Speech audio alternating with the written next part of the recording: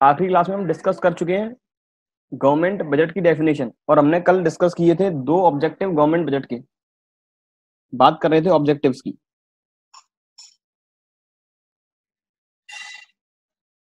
जिसमें पहला ऑब्जेक्टिव था जीडीपी ग्रोथ,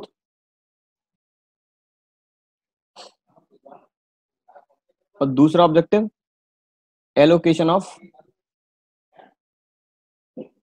रिसोर्सेज। ये दो ऑब्जेक्टिव थे। जीडीपी ग्रोथ का मतलब था कि एक इकोनॉमी का ग्रोथ तब पॉसिबल है जब इंफ्रास्ट्रक्चर डेवलपमेंट होगा और जब होगा प्राइवेटाइजेशन। एलोकेशन ऑफ रिसोर्सेज का मतलब था बिजनेसमैन का मोटिव है प्रॉफिट मैक्सिमाइज करना, और वो तो प्रॉफिट मैक्सिमाइज करेगा वह गुड बेचकर जिनमें प्रॉफिट मार्जिन ज्यादा है, और जिन गुड्स में रिसोर्सेज ज्यादा कंज्यूम होते हैं, मेनली उन गुड्स में प्रॉफिट मार्जिन ज्यादा होता है। तो गवर्नमेंट ऐसे गुड्स पर जीएसटी या फिर जो अपनी टैक्सेशन पॉलिसी है उस रेट को रखती है ज्यादा। तो गवर्नमेंट जीएसटी की रेट चेंज कर देगी ताकि प्रोड्यूसर डिस्करेज हो, ऐसे गुड्स परचेज करे कस्टमर जो एक कंट्री के अंदर बने हो, या फिर प्रोड्यूसर एनकरेज हो उन गुड्स को बनाने के लिए जिन पर टैक्सेशन पॉलिसी कम हो, जिनमें रिसोर्स कम यूटिलाइज होते हो। तो ये तो था अपने दो ऑब्जेक्टिव, जीडीपी ग्रोथ और एलोकेशन ऑफ रिसोर्सेज। अब बात कर रहे हैं तीसरे ऑब्जेक्टिव की, जो कि है balanced regional growth. Balanced regional growth.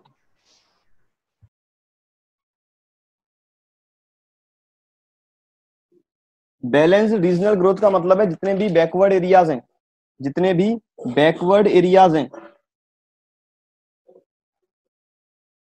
भी पिछड़े क्षेत्र हैं, या जितने भी लोग ऐसे बैकवर्ड एरिया में रह रहे हैं, उस एरिया का डेवलपमेंट पॉसिबल हो, उस एरिया को डेवलप करें, या उस एरिया में हम इंडस्ट्री सेटअप करें।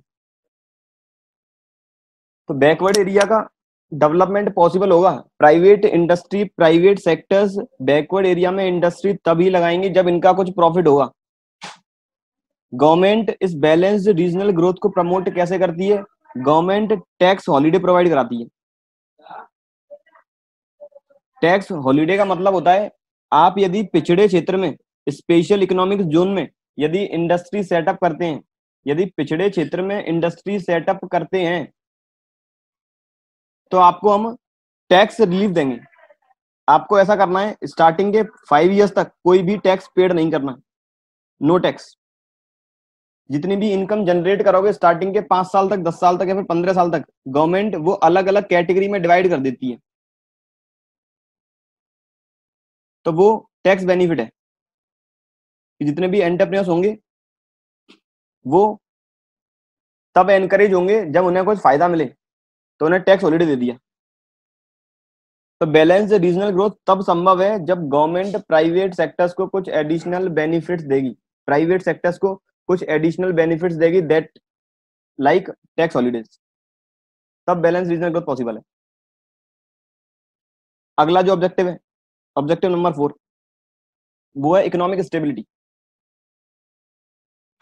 वो है इकोनॉमिक स्टेबिलिटी।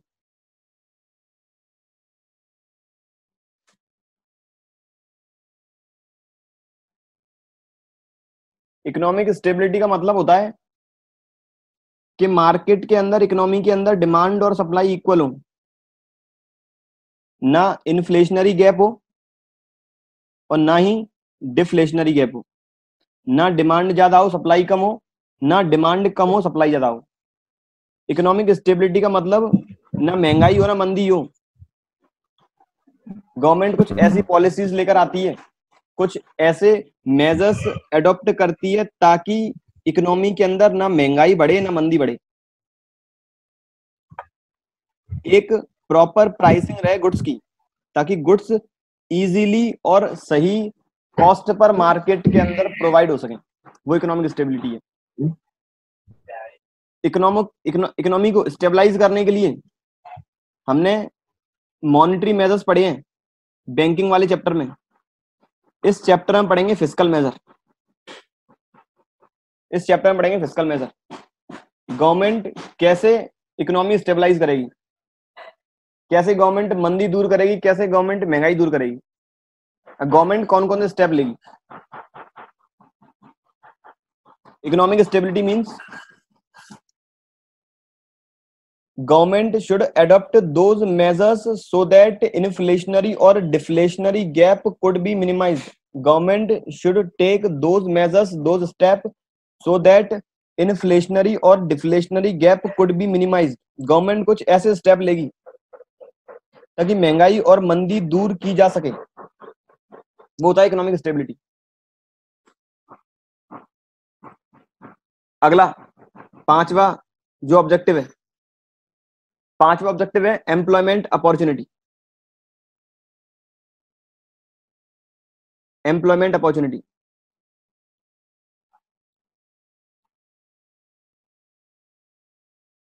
सबसे ज्यादा जो एम्प्लॉयमेंट अपॉर्चुनिटी क्रिएट करती है वो सर्विस इंडस्ट्री है,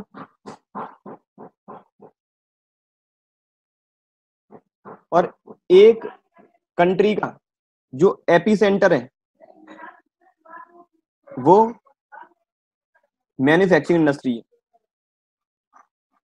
तो गवर्नमेंट को कुछ इस तरह से इंडस्ट्री डेवलप करनी चाहिए, या गवर्नमेंट को कुछ इस तरह की पॉलिसीज या फिर मेजर अडॉप्ट करने चाहिए ताकि ज्यादा से ज्यादा लोगों को रोजगार मिल सके, एम्प्लॉयमेंट अपॉर्चुनिटी मार्केट के अंदर ज्यादा क्रिएट हो सके। तो कहीं ना कहीं गवर्नमेंट मनरेगा या फिर कुछ और पॉलिसीज एडॉप्ट करके एम्प्लॉयमेंट अपॉर्चुनिटी क्रिएट करती है एक इकोनॉमी के अंदर, ताकि एक इकोनॉमी में बैलेंस बना रहे, ताकि इकोनॉमी के अंदर इकोनॉमी का ग्रो हो सके। अगर एम्प्लॉयमेंट अपॉर्चुनिटी ज्यादा होंगी तो सीधी सी बात है इंडिया के अंदर गुड्स एंड सर्विसेज का प्रोडक्शन बढ़ेगा। आज मोर एम्प्लॉयमेंट अपॉर्चुनिटी होंगी तो जीडीपी बढ़ेगी, जीडीपी बढ़ेगी इसका मतलब लोगों की इनकम बढ़ेगी, और लोगों की यदि इनकम बढ़ती है तो कहीं ना कहीं जो गुड्स एंड सर्विसेज प्रोड्यूस हुए हैं इनकी डिमांड इंक्रीज होगी। जो लोग गुड्स एंड सर्विसेज कंज्यूम करना चाहते हैं उनकी इनकम ज्यादा होगी तो ज्यादा गुड्स एंड सर्विसेज परचेज करेंगे। तो ये था objective number 5, employment opportunity. Objective number 6, redistribution of income and wealth. Government कुछ इस तरह की टैक्सेशन पॉलिसी लेकर आएगी कि इनकम का डिस्ट्रीब्यूशन प्रॉपर हो सके पब्लिक के बीच में। गवर्नमेंट क्या करेगी, इंडिया के अंदर जो इनकम का अनइक्वल डिस्ट्रीब्यूशन है, अनइक्वल डिस्ट्रीब्यूशन मतलब कुछ लोगों की इनकम बहुत ज्यादा है और कुछ लोगों की इनकम बहुत कम है। तो गवर्नमेंट कुछ इस तरह की पॉलिसीज, इस तरह के मेजर्स अडॉप्ट करें ताकि इनकम का एक प्रॉपर डिस्ट्रीब्यूशन हो सके। वो किस तरह से ही करेगी गवर्नमेंट, इंडिया के अंदर जो भी टैक्स रेट है, टैक्स रेट स्लैब के हिसाब से है कि जिन लोगों की इनकम 5 लाख तक है उन पर एक स्पेसिफिक टैक्स रेट है। फॉर एग्जाम्पल उनकी टैक्स रेट है 5%। जिन लोगों की इनकम 5 लाख से 10 लाख के बीच में उनकी टैक्स रेट है 20%। तो कहीं ना कहीं मोर इनकम मोर टैक्स। और गवर्नमेंट इस टैक्स का क्या करेगी, इस टैक्स को सब्सिडी के फॉर्म में, सब्सिडी के फॉर्म में सोशल वेलफेयर में यूज करेगी या फिर सब्सिडी के फॉर्म में गरीबों में बांट देगी। तो ये है redistribution of income and wealth, objective number 6।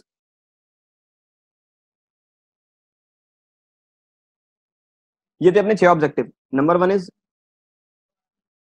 GDP growth, number 2 is allocation of resources, number 3 is balanced regional growth, number 4 is economic stability, number 5 is employment opportunity, number 6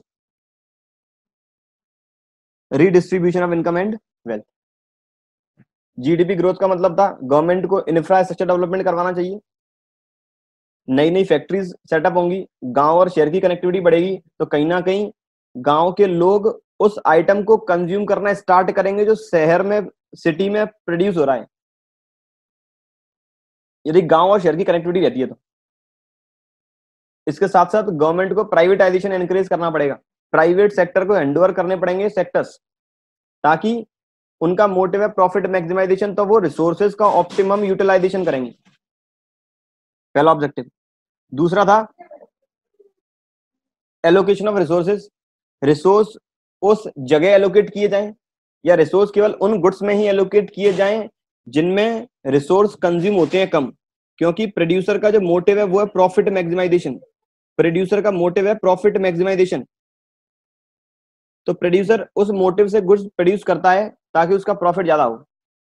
government को लग रहा है कि इस गुड में प्रॉफिट ज्यादा है, एक काम करो टैक्स की रेट इंक्रीज कर दो, जीएसटी की रेट इंक्रीज कर दो, कहीं ना कहीं गवर्नमेंट का रेवेन्यू राइज होगा और वो revenue in the form of subsidy लोगों को प्रोवाइड करा दिया जाएगा। Number third, balance regional growth. Balance regional growth मतलब गांव गांव में या फिर बैकवर्ड एरियाज में इंडस्ट्री सेटअप की जाए, बैकवर्ड एरियाज में, ताकि बैकवर्ड एरियाज में इंडस्ट्री सेटअप करने से फायदा ये है कि वहां के लोगों को जॉब अपॉर्चुनिटी क्रिएट होंगी, उस एरिया का भी डेवलपमेंट होगा। क्योंकि यदि आज एक गांव में कोई बड़ी फैक्ट्री डल रही है तो कहीं ना कहीं उस फैक्ट्री में काम करने वाले जितने भी एम्प्लॉयज होंगे उनके लिए अलग से क्वार्टर बनाए जाएंगे, उनके रहने के लिए मकान वगैरह, तो उनकी फैमिली होगी, उनके फैमिली के बच्चे स्कूल्स में पढ़ेंगे, तो कहीं ना कहीं इस एरिया में स्कूल्स खुलेंगे, कॉलेजेस ओपन होंगे, हॉस्पिटल्स ओपन होंगे, तो अल्टीमेट इस एरिया का डेवलपमेंट होगा। तो बैलेंस रीजनल ग्रोथ का मतलब यदि बैकवर्ड एरियाज में इंडस्ट्री सेटअप होती है तो कहीं ना कहीं बैकवर्ड एरियाज का ग्रोथ होगा, इंडिया की जीडीपी राइज करेगी। अल्टीमेट हर ऑब्जेक्टिव का मोटिव, हर ऑब्जेक्टिव किस डायरेक्शन में जा रहा है, GDP growth and social welfare. Economic stability, कुछ इस तरह के मेजर अडॉप्ट किए जाएंगे जिन्हें बोलेंगे फिस्कल मेजर, ताकि इन्फ्लेशनरी और डिफ्लेशनरी गैप मिनिमाइज हो सके। एम्प्लॉयमेंट अपॉर्चुनिटी, गवर्नमेंट अपने बजट के अंदर कुछ इस तरह की एम्प्लॉयमेंट अपॉर्चुनिटी क्रिएट करेगी या फिर नई नई पॉलिसी अडॉप्ट करेगी। फॉर एग्जांपल मनरेगा, कि हम इतने लोगों को रोजगार देंगे, कम से कम 100 दिन का रोजगार मिलेगा एक साल में, हर व्यक्ति को एक दिन की मजदूरी मिलेगी कम से कम 200 रुपए, लोगों के पास इनकम बढ़ेगी, मार्केट के अंदर डिमांड बढ़ेगी, डिमांड बढ़ेगी, प्रोडक्शन बढ़ेगा। नंबर 6 थी redistribution of income and wealth, जो लोग इनकम ज्यादा कमा रहे हैं उनसे टैक्स वसूल करके पुअर पीपल में या फिर जिन लोगों की इनकम कम है उनमें सब्सिडी के फॉर्म में डिस्ट्रीब्यूट कर दिया जाए। ये थे 6 ऑब्जेक्टिव। बैलेंस्ड रीजनल ग्रोथ तीसरा वाला, एक तरफ से क्वेरी आई है balance regional growth. Balanced regional growth का मतलब सीधी बात है बैकवर्ड एरिया में इंडस्ट्री सेटअप करें, ताकि बैकवर्ड एरिया में, बैकवर्ड एरिया का मतलब होता है पिछड़ा क्षेत्र, गांव में इंडस्ट्री ओपन करें, ताकि गांव में इंडस्ट्री ओपन होगी तो गांव की हालत सुधरेगी।